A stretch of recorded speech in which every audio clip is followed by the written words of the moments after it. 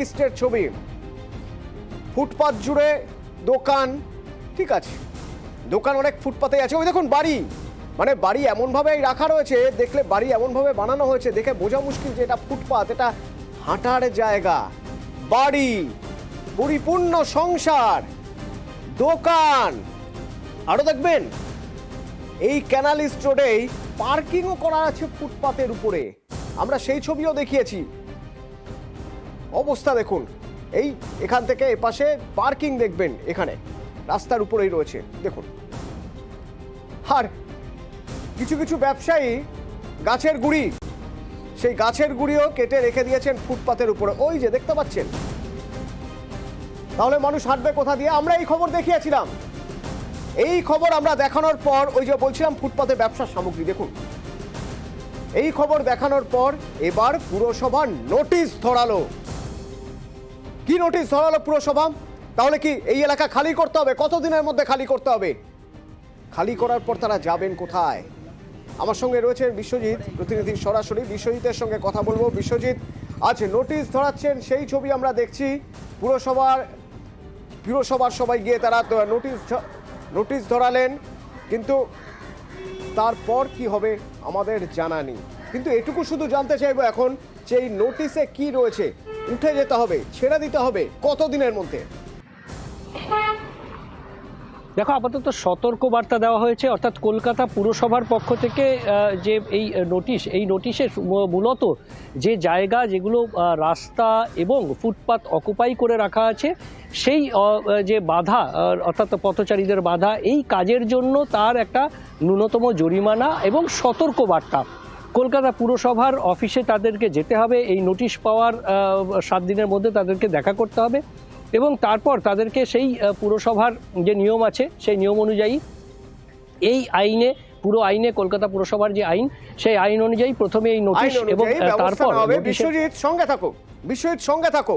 আমরা এই খবর দেখানোর পর এবার পদক্ষেপ, পুরসভা নোটিশ দিল, কাউন্সিলর কি বলছেন আপনাদের শোনাবো, এবং এলাকার মানুষ যারা হাঁটতে পারছিলেন না, ফুটপাত চোখেই দেখতে পাননি, তারা কি বলছে। আপনারা খবর পাওয়ার পরই আমরা সঙ্গে সঙ্গে অ্যাকশন নিয়েছি। আমার বড় 3 এক্সিকিউটিভ ইঞ্জিনিয়ার থেকে আরম্ভ করে হেড অফিস, নোটিশ সমানে চলছে এবং ওয়ার্নিংও দেওয়া হয়েছে যে আমরা রিসেন্টলি ওইগুলো কিছু জায়গায় ভেঙে দেবো। এর আগেও তো নোটিশ দিয়েছেন। হ্যাঁ, অনেক জায়গায় দিয়েছে, হয়নি। এবার আমরা কড়াকড়ি সিদ্ধান্ত নিয়েছে, যেগুলো বেআইনি আছে আমরা অনেকগুলো জায়গায় ভেঙে দেবো আর পার্কিং উঠিয়ে দেবো এখান থেকে। মানুষের ফুটপাত মানুষের কাছেই আমরা ফিরিয়ে দেওয়ার চেষ্টা করছি। নিউজ 18 বাংলা আমাদের চোখ খুলে দিয়েছে, আমরা তারপর থেকে জোর অ্যাকশন নেওয়া আরম্ভ করে দিয়েছি। অসুবিধা খুবই হয়, ফুটপাতে সব গাছপালা রেখেছে, নোংরা রেখেছে, দোকানদানি হয়ে গেছে। ফুটপাত যাওয়া আসার জন্যেই কি বলবো, এবার পৌরসভা যেটা ভালো বুঝবেন সেটাই করবেন। কাজ হবে, নিশ্চয়ই হলে খুবই ভালো হয়, সব মানুষেরই ভালো হবে। মানুষ তবু ফুটপাত দিয়ে যদি হাঁটতে পারে, রাস্তায় যে গাড়ি অ্যাক্সিডেন্টের দুর্ঘটনা থেকে অনেক সেফটি হবে। এই উদ্যোগটা নিয়েছে, কিন্তু খুব ভালো কথা। এটা যদি পরিষ্কার হয়, আমি বলবো খুব ভালো কথা। আশা করছি, চেষ্টা যখন করছে, হবার তো কথা, কত দূর হবে সেটা বলতে পারবো না। এটা তো ওয়েল অ্যান্ড গুড, শুভ চেতনা। কয়েকজন মানুষের জন্য বৃহৎ অংশ তো সাফার করতে পারে না। ধন্যবাদ এদের খবর করার জন্য। কিন্তু হকাররা কোথায় যাবেন? যাদের ফুটপাতে দোকান, এতদিন ধরে তাদের রুচির ব্যবস্থা, কোথায় যাবেন তারা? কি বলছেন? এই তো এই নোটিশ দিয়েছে, আমি কি করে জানি? বলো যে ওয়ার্নিং দিয়েছে, তুলে যাওয়ার জন্য। একদমই বসা যাবে না, নিয়ম মেনে বসতে হবে? কি বসা যাবে? সবাই যার হবে, সবার যা হবে, আমার হবে নাকি আমার একা হবে? এর আগে কি নোটিশ দিয়েছে? না, এই সবে প্রথম পেল। আগে তো সব কাঠ সব ফুটপাতে করেছিল, তো আগে তো সব দখল করেছে। আমরা কি আর কদিন দখল করেছি? ফুটপাত দখল করা ঠিক না বাবা, ঠিক না। নিউজ 18 বাংলা এই খবর দেখানোর পর যখন পুরসভার আধিকারিকরা গেলেন নোটিশ সার্ভ করতে, তারা গিয়ে কি দেখলেন জানেন? দেখুন, এই বাড়ি তো দেখলেন যে ফুটপাত জুড়ে বাড়ি, এসি, ঝুপড়িতে এসি। আচ্ছা, ভিতরে গিয়ে একবার দেখা যাক। দেখুন, ভিতর থেকে ছবি দেখাই আপনাদের। ঝুপড়ির ভিতরে ফ্রিজ, দোতলা করে ফেলা হয়েছে, ফ্রিজ রয়েছে, আর ওই যে এসি, ঝুপড়িতে এসি, মানে একেবারে পাকাপাকি বন্দোবস্ত। এ বাড়ি আর কোথাও নড়বে না, বাড়ি থেকে কোথাও যাওয়া হবে না, এটাই বসত বাটি, এই জমি আমাদের, এখানে এসিও বসানো যায়, এই ভাবনা চিন্তার জায়গাও তৈরি হয়ে গেছে। বিশ্বজিৎ আমার সঙ্গে রয়েছেন সরাসরি। বিশ্বজিৎ, ঝুপড়িতে এসি? একদমই। এর আগে আমরা শনিবার গিয়েছিলাম সেখানে, এবং তখন হয়তো কাপড়ে ঢাকা ছিল, আমরা ঠিকভাবে দেখতে পাইনি। এরকম প্রচুর বাড়ি রয়েছে, আমরা বাড়ি দেখিয়েছিলাম, সেখানে রান্না হচ্ছে দেখিয়েছিলাম। ঠিক যেভাবে ফুটপাতের হোটেলে রান্না হয় ঠিক সেভাবে বাড়িতে রান্না হচ্ছে, একেবারে বসত বাড়ি তৈরি হয়ে গেছে ফুটপাতে। কিন্তু এদিন গিয়ে দেখা গেল যে সেই বাড়ি থেকে উকি দিচ্ছে এসি, এবং তারপর আমরা যখন ভেতরে সেই বাড়ির দেখতে যাই, সেই বাড়ির ভেতরেও কিন্তু দেখা গেল গেট খুললে সেই বাড়ির ভেতরে রীতিমতো ফ্রিজ রয়েছে, অর্থাৎ একেবারে পরিপাটি সংসার।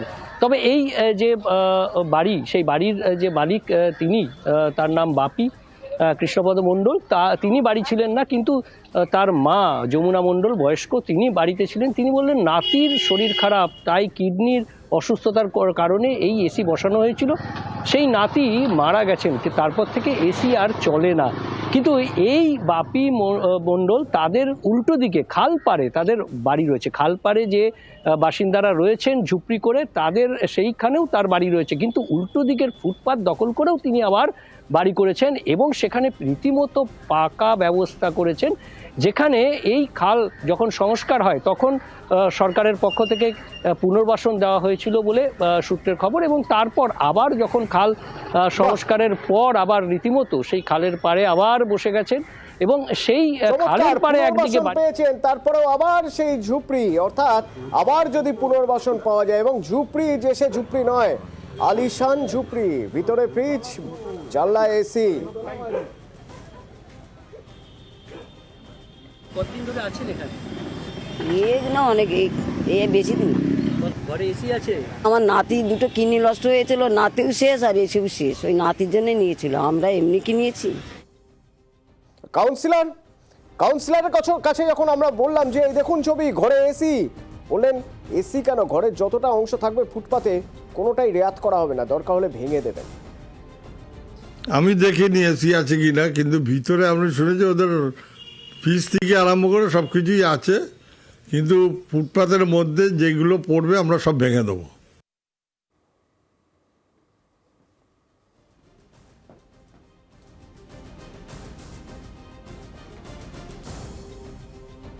অভিযোগ মুক্ত হলেন নোবেল জয়ী অমর্ত্য সেন।